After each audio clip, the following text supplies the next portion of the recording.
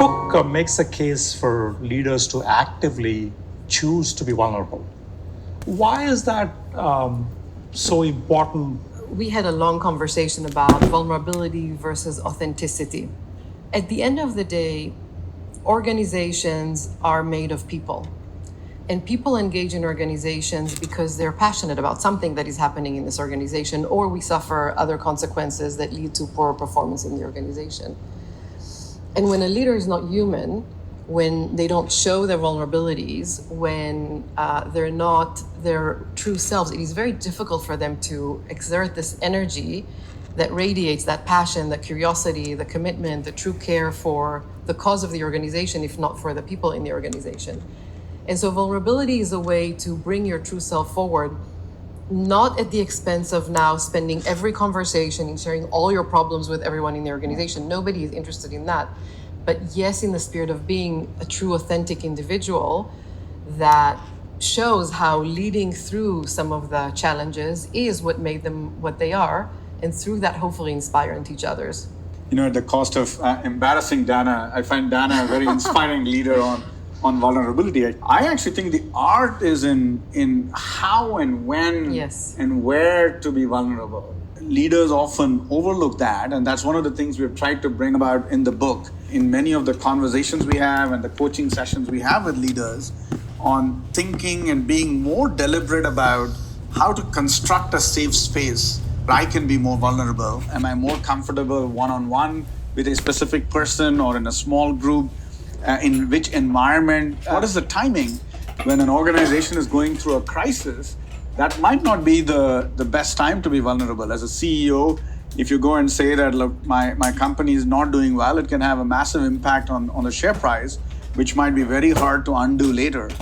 At the same time, all our work in the Bauer Forum and beyond has shown us the importance and value of being vulnerable. So part of what we've tried to construct and what we have learned is when, how, where to be vulnerable to really unleash the full impact on the organization, as well as to deepen the leader's own self of themselves. In a way, always be authentic, but be strategic about when you display your vulnerability. Exactly.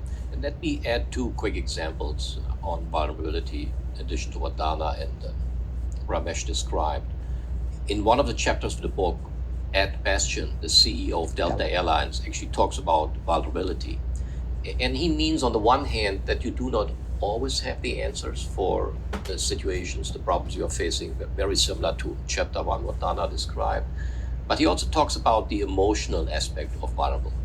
What goes through your mind? What are the feelings? And when you share that, whether it's in a small setting, it can be with your team, executive team, he does state that it invites more voluntary, call it, comments and engagement. And vulnerability is also a way of engaging your colleagues in the organization. What John Plan, he's also a Bauer Forum coach, always describes, to understand everybody's story, everybody's personal story of how you grew up, how your career unfolded till to date. And that dimension of understanding everybody's personal story, professional story, is also a question of vulnerability, because asking those questions also obviously requires from ourselves to show and explain our own story. It's not a one-dimensional story that I might ask Dana, share with me more your personal story. I need to, in a give and take, also share a bit more about myself in that case. So that dimension of vulnerability, it's actually a two-way street.